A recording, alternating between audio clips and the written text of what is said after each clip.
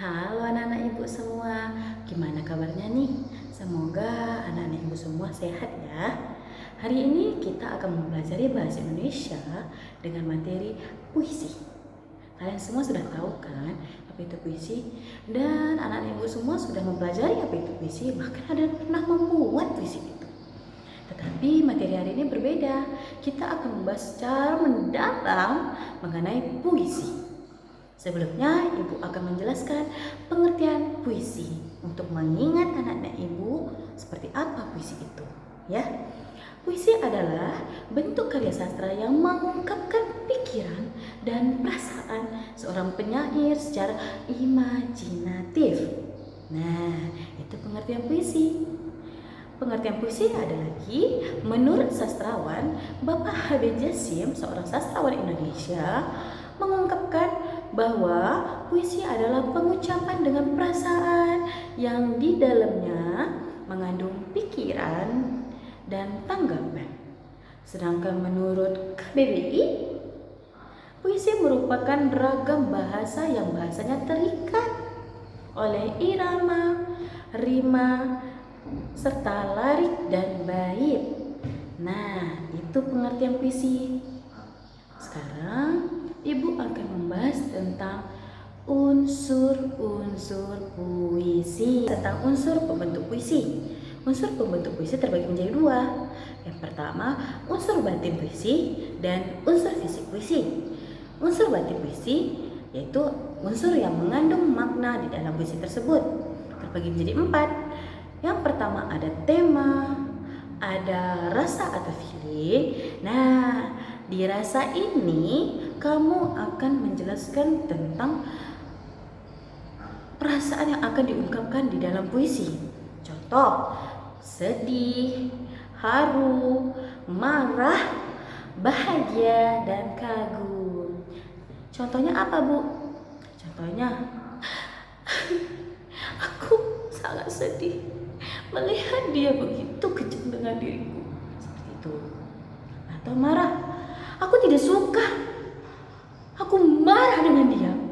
Bagaimana nasibku nanti? Ya Tuhan. Seperti itu. Nada suasana atau adalah sikap penyair terhadap pembaca, menasihati, menyindir, dan mengajak. Jadi, anak-anak ibu, jika kalian membuat sebuah puisi, nada dan suasananya harus sesuai. Misalnya, kalian ingin membuat sebuah puisi tentang perperangan. Apa yang ada? Membara. Ada jiwa-jiwa nasionalismenya. Kalian harus bisa mengajak para pendengar, para pembaca merasakan suasana dalam puisi kalian. Dan terakhir, keempat adalah amanat. Ketika anak-anak ibu semua membuat sebuah puisi, harus ada amanat yang ingin disampaikan. Tidak boleh sembarangan membuat sebuah puisi tanpa ada pesan yang ingin disampaikan. Misalnya, anak-anak ibu semua ingin mengungkapkan perasaan cinta kepada orang tua. Amanat apa yang ingin kamu sampaikan? Makna pun ada dua, makna tersurat dan makna tersirat. Makna tersurat adalah makna yang ada di dalam puisi itu. Sedangkan makna tersirat, makna yang tidak ada di dalam puisi. Selanjutnya adalah unsur fisik puisi. Unsur fisik puisi yang pertama ada diksi atau pilihan kata, yakni pilihan kata yang tepat, padat, dan bermakna kias atau menimbulkan efek estetik. Kedua, imaji atau citraan, gambaran yang ditimbulkan melalui kata-kata sehingga pembaca seolah melihat, mendengar, atau merasakan jenis imaji. Selanjutnya, jenis imaji. Imaji terbagi menjadi 5 bagian. Yang pertama, imaji penglihatan. Kalian melihat menggunakan apa? Hah? Telinga? Salah. Imaji penglihatan digunakan menggunakan mata penglihatan. Contohnya apa, Ibu? Contohnya, aku melihat pemandangan di sana begitu indah. Kedua adalah imaji pendengaran. Imaji pendengaran itu menggunakan telinga. Contohnya, Wah, aku mendengar suara burung sedang bernyanyi riang di atas pohon sana. Hai teman-temanku, aku mendengar suara ombak. Wah, lihatlah ombak itu. Seperti itu. Ketiga, imaji perabaan. Imaji peraba itu menggunakan perasaan. Contohnya, tangan ibu yang sungguh sangat lembut itu mengusap kepalaku. Seperti itu. Keempat, imaji penciuman. Imaji penciuman itu digunakan menggunakan hidung, bukan mulut, ya. Imaji penciuman itu contohnya, aku mencium aroma kekuasaan. Seperti itu. Terakhir, imaji pengecapan. Imaji pengecapan. Untuk imaji pengecapan kalian semua tahu apa contohnya? Hah? Tidak? Oke. Imaji pengecapan itu menggunakan pengecapan. Contohnya, wajahmu manis semanis gula. Emang wajah bisa jilat? Tidak, itu hanya perumpamaan atau gaya bahasa. Nah, ketiga kita akan membahas tentang unsur fisik puisi. Yang ketiga adalah majas. Tadi Ibu sudah menjelaskan contoh pada imaji pengecapan. Menggunakan majas apa? Oke, sini kita ulas. Majas atau gaya bahasa atau bahasa kias yang digunakan pada puisi. Biasanya para penyair puisi menggunakan majas personifikasi, metafora, simile, hiperbola, dan repetisi. Keempat, ada namanya rima dan irama. Rima adalah persamaan bunyi di awal, di tengah, atau di akhir baris. Ingat ya, di akhir baris, bukan bait. Selanjutnya adalah irama. Irama adalah naik, turun, atau alunan bunyi saat puisi dibaca. Nah, baris dan bait itu berbeda. Jangan salah ya. Bait terbagi menjadi 4 baris. Nah, satu bait ada 4 baris. Kelima ada namanya tipografi atau tata wajah puisi, bukan tata wajah-wajah kita. Contohnya apa Ibu? Bentuk penulisan puisi, seperti apa baris, bait, dan penataan kata di halaman. Nih, contoh baris dan bait. Lihat kan? Nah, terakhir ada kata konkret.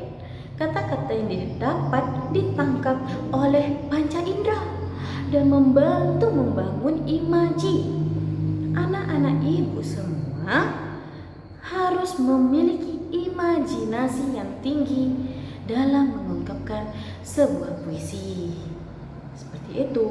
Contohnya lagi apa Ibu? Anak-anak Ibu semua pasti pernah menulis diari, bukan? Atau kalian pernah mendengar sebuah lagu? Asal kalian tahu, lagu-lagu yang biasa kalian dengar itu awal mulanya itu dari puisi. Di sini kita akan membahas lagi jenis-jenis puisi. Puisi terbagi menjadi 2. Yang pertama berdasarkan bentuk dan kedua berdasarkan isi. Berdasarkan bentuk terbagi lagi menjadi 3. Yang pertama puisi lama, puisi baru, dan puisi modern. Puisi lama yaitu puisi yang terikat oleh aturan rima, jumlah, baris, dan bait. Nah, itu ya, puisi lama adalah puisi yang terikat oleh aturan rima, jumlah, baris, dan bait. Ada apa saja sih puisi lama itu? Ada pantun, ada syair, ada gurindam, ada mantra, ada talibun, ada karmina. Kalian pasti pernah dengar apa itu syair.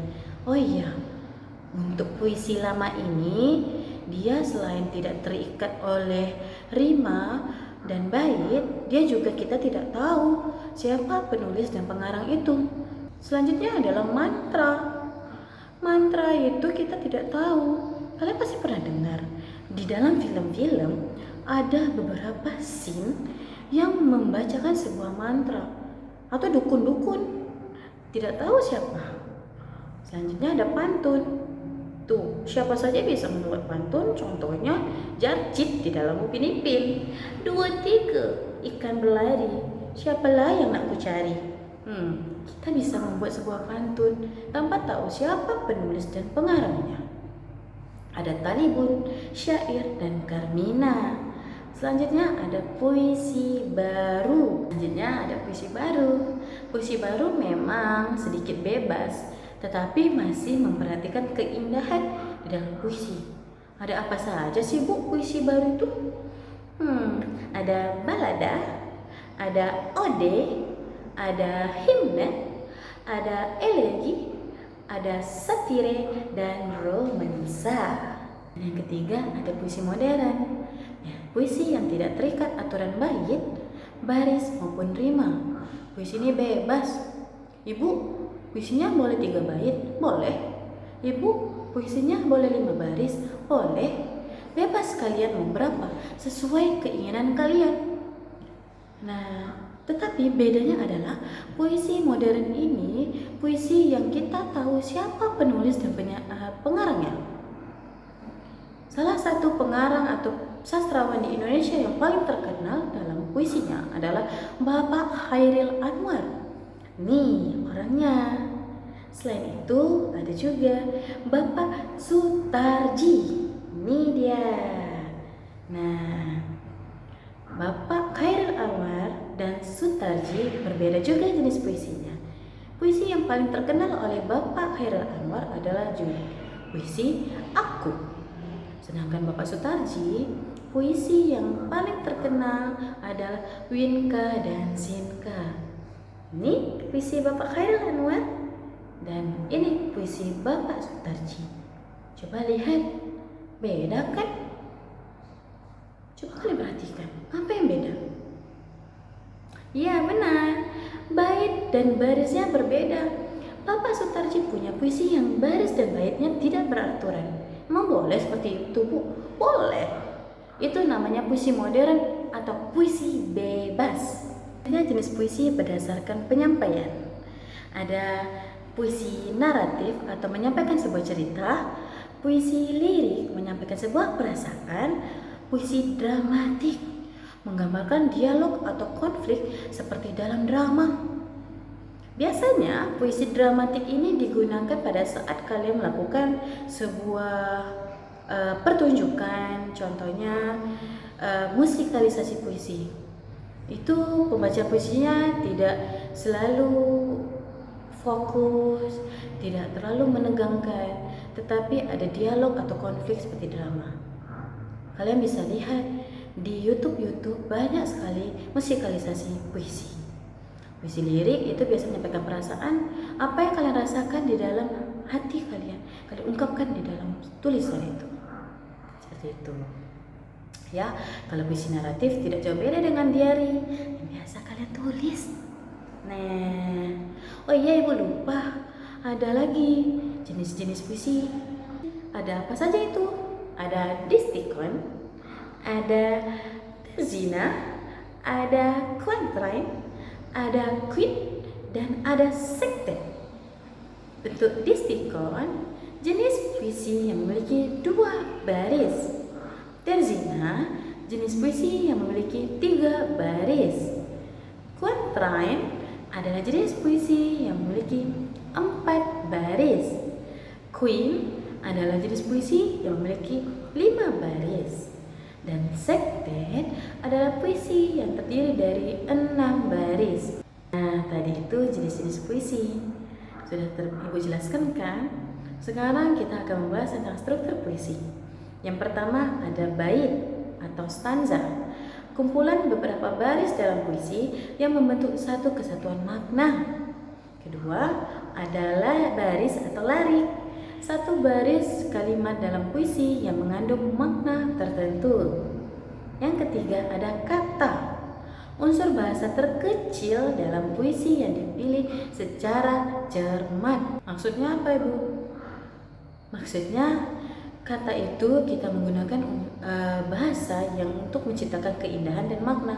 Jadi ketika kalian membuat sebuah puisi, pilihlah kata-kata atau diksi yang benar-benar bagus dan penuh dengan makna. Keempat ada rima atau persajakan. Nah, di dalam puisi tadi ada namanya puisi baru dan puisi lama. Apa itu persajakan atau rima, Bu? Sajak atau rima adalah persamaan bunyi dalam puisi baik di awal, tengah maupun akhir. Contoh A A A A, A B A B, B B B B, B A B A. Seperti itu. Itu adalah rima atau persajakan. Kelima ada irama atau ritme. Yang kelima adalah irama atau ritme. Alunan bunyi yang muncul saat puisi dibaca dipengaruhi oleh tekanan, jeda, panjang, pendek bunyi. Kamu harus tahu di mana letak jeda puisi. Puisi dengan deskripsi beda. Deskripsi ada namanya satu paragraf, ada koma, ada titik. Berbeda dengan puisi, ada jedanya. Contohnya apa, Bu? Nih, contoh jeda pada puisi. Nah, paham tidak anak-anak Ibu sampai di sini? Masih banyak loh materi puisi. Bukan sampai sini saja, tetapi nanti akan Ibu jelaskan di pertemuan selanjutnya. Hari ini Ibu akan menjelaskan materi puisi sampai di sini saja karena kita akan membahas yang lebih dalam lagi. Seperti apa ekspresi, seperti apa intonasi, seperti apa artikulasi di pertemuan selanjutnya. Semoga anak-anak Ibu memahami materi puisi yang hari ini Ibu sampaikan. Di akhir video nanti Ibu akan memberikan satu pertanyaan atau satu kuis kepada anak Ibu dan akan kita diskusikan di pertemuan selanjutnya. Semoga anak-anak Ibu bisa menjawab ya. Tidak susah kok, gampang aja. Oke, bye-bye.